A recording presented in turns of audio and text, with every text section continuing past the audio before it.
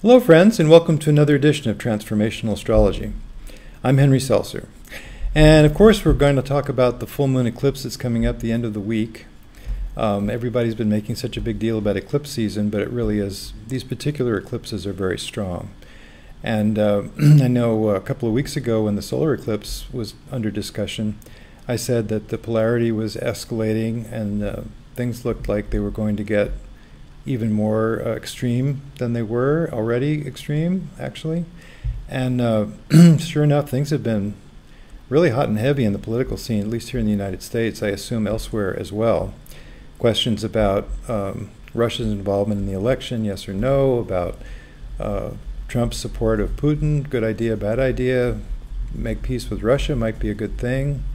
On the other hand, people are saying, well, if Russia interfered with the election, we should probably say something to them about that. So all these things are in the political scene, but more important, I think, is that we recognize that even though it's easy to look at the political scene and talk about the political scene, because we don't have to do anything about the political scene, which is a mistake because we should be active. I think everybody should be active right now, and more about that later. But, you know, we really want to be looking also at how it really reflects back on us. What are we up to? How are we, you know, self-observation and self-reflection is really the key to this time. And so be aware of everything, I would say, that happens to you and is happening around you, and try to look at the truth of the matter. What is the deeper truth of the matter? That's very important right now. What are your underlying motivations for everything that goes on? For that quick comment you're about to make that may be wounding, to that comment that you took the wrong way that felt wounding to you. I mean, how can we modulate these things and take them for what they are, which is clues and signals for how we can best self-transform? That's really what's going on as we're rolling around through the water, through the streams of energies, and knocking off the rough parts of ourselves, getting streamlined like river rocks. That's what it's really all about these days, I believe. So without further ado, let's take a look at the chart for this upcoming full moon and eclipse. And you should be able to see the chart, grid willing. Things have been a little wonky lately with both, we have the Mars retrograde that's current, and then we have just today, we're speaking on Wednesday, which is 2 days before the full moon. And, you know, Mercury goes direct tonight. I mean, not direct. Mercury is direct until tonight when it goes retrograde. So we're having a Mercury retrograde and a Mars retrograde all at the same time. Saturn is also retrograde. And it's just a good time to be, like I say, be paying attention, looking inside.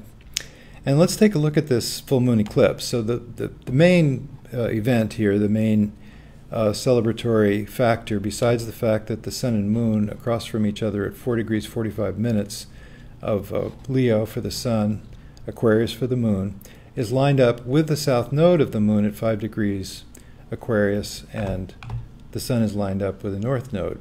So that's very close, you know, that's about a degree apart. So this is a powerful eclipse in terms of the proximity to the nodal axis. But look what else, you know, as you probably are already aware, we have retrograde Mars has moved backwards from 9 degrees where it started its retrograde, got to 3:58 at this point in time when the eclipse takes place on Friday, which is 1:20 in the afternoon on the west coast here. It'd be 4:20 p.m. on the east. The moon, the lunar eclipse moon lines up directly with Mars at 3 degrees. And also lines up one sign over with Saturn at 3 degrees of Capricorn. And this is really, really key stuff. You know, the fact that as Mars retrogrades, it comes into a very close semi-sextile, it would be, aspect with Saturn, means that there's quite a slowdown. You may have been observing it. Everything seems to take longer. You have to do something 3 or 4 times to get it to come out right. Well, that has its frustrations, obviously. And also we should take everything as a potentially valuable lesson. And the lesson here is to take our time, go slow, and observe. Really watch what's happening. Really understand, if we can, the full spectrum of underlying motivations that go into each action that we take, as much as we can do, because the more we can understand about ourselves at these deep levels, the more we can forgive ourselves for things that may be something that stems from the past, from old trauma that we're still processing and we haven't quite worked out yet, and we're continuing to work out. It's probably a lifelong process to work out. Don't despair, don't be discouraged. It's part of just being a human. And in fact, with Saturn involved, we say that the lessons are profound and the lessons are lifelong and long-lasting. And so, it's a really good time to pay the closest attention and to really dig in on what we want to work on. What is it that is key for you? A couple other things are in these early degrees of the signs, namely specifically Uranus at 2 degrees of Taurus participates in this. It's a square, so it's a T-squared to Uranus from this full moon opposition, moon and sun opposition across fixed signs, and that brings Uranus directly into play, as well as bringing Saturn directly into play. And what do we have with Uranus and Saturn? We have polarity. So as we have been seeing, there's quite a bit of polarity in the political situation. There's probably an internal polarity going on within you where there is contrary impulses. One, to stay the course, to no, don't do anything too quick, too soon, hold back, and the other to let it fly. Just try it. Just try something new. And both have a lot to recommend them, do they not? You can't really live without change, and so change is essential, but you don't want to keep changing so fast that you don't really understand what's happening or what you're up to, and so it's important to be cautious as well. So they're both good values. The other thing that's really prominent right now is in water signs between Jupiter, which is still only at 13 degrees where it's stationed, but it's moving towards 14-degree mark and so on. By the next eclipse, it'll be at the 14-degree mark. It'll be within a degree of this Neptune. So the Neptune-Jupiter trine across water signs is really important right now. It is something that was in a grand trine at the solar eclipse a couple of weeks ago on the 12th of July. And it is something that brings us into a different place about what's going on, where we might be able to look to the higher picture, look to a spiritual solution, take everything that happens in a sort of impersonal way. Don't get so wrapped up and worried. Worry is all about the future. Try to stay in the present and try to see the full picture of everything, including our unconscious depths, including what our higher self has to offer, including a process of deep intuition by which we might be able to help solve some of our problems. It's important to recognize that we're not the only drivers of this bus. There's also our angel guidance if we can tune into it. The universe is on our side, even though it doesn't always seem like it, because how do we learn? We learn through difficulty. We learn through having to rise to the occasion. And that's what's up for all of us right now as we deal with this very intense eclipse season. Another one coming up on August 11th, and that's a solar eclipse at 19 degrees of Leo. We can take a quick look at that chart just for a second. I don't want to spend too much time on this.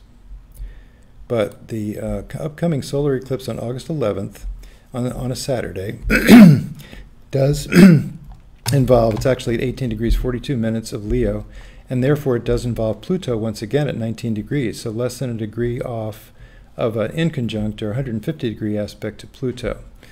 And then at that point also Mars is getting very close to 0 degrees Aquarius. Later on that same day it actually crosses back into Capricorn.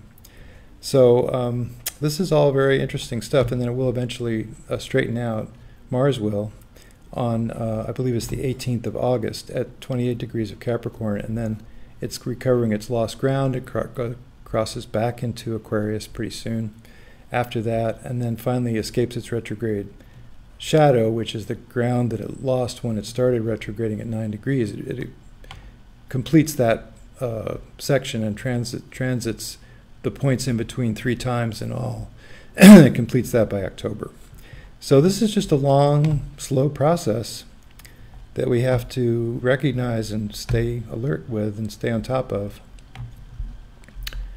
And also, in the previous solar eclipse, you know that we talked about this, that at 20 degrees of cardinal signs, we had the eclipse point, and we had Pluto.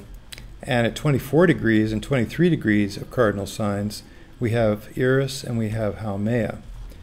And now, of course, in the current full moon lunar eclipse, that's still true that Eris and Haumea are separated by much less than a degree. It's like 20 minutes of a degree, a third of a degree. So Haumea is this new energy. We don't know too much about it yet. We know that it does involve nature, and involves a very profound connection with nature, and all that that implies, including a spiritual sustenance that we find in nature.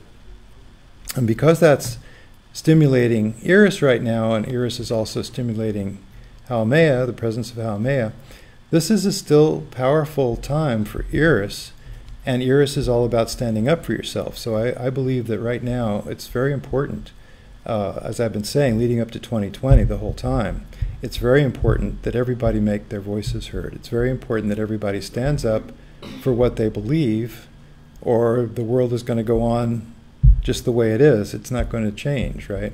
Everybody has to pitch in, and that makes the difference. I've said it over and over again. Maybe I won't say it anymore because I think I've been repeating that. I think the message must be getting through. We have a strong Pluto time right now and a strong Uranus time, so it is a transformational time. And a lot of energy is in this a position of Eris that's been so prominent for the last couple of years, really. And it's prominent in the U.S. chart as well. The Eris of the natal chart from the United States for 1776, that's very prominent now as well. So it's just a time that we have to really take a stand if we want to be happy. You can't really be happy hiding your head in the sand or just bemoaning the situation, sitting back. But when you pitch in and do what you can do, what's right in front of you, what you can do and say at the moment, it helps. You know, you can actually, and not be angry, but just be firm. This is where I stand. And just be able to articulate that to anybody that asks, and do what you can do to get the word out for whatever the message is that you personally believe is important to you. Whether that be right, left, or in between, or whether it has to do with saving the planet or saving a species, or working on some other important issue that you feel is necessary to do for yourself or for anybody else, and for the society, ultimately for the society, I believe. So I think that's all I wanted to say about this. Now I know we didn't pre-announce this Facebook Live, but there may be comments from people that happen to catch it, or maybe not. Maybe we didn't pick up anything. No question. Okay, well, and this was short and sweet. We just wanted to get the word out about this eclipse, and there will be a newsletter that we'll send out with a write-up as well. So just something to be aware of, that we're in the midst of this quite amazing season of retrogrades and eclipses heading into the fall. So best of luck with all that. Let me switch back and just wind up by saying, do the best you can, and when you've done the best you can, you know, the good news there is you've done it. You know, you don't have to beat yourself up that it wasn't as good as it could have been. You did the best you could do. Just have a sincere attitude, and that takes you a long way. So best of luck with the rest of this eclipse season, and we'll be talking again in a couple of more weeks about the next eclipse. Take care. Have a good day.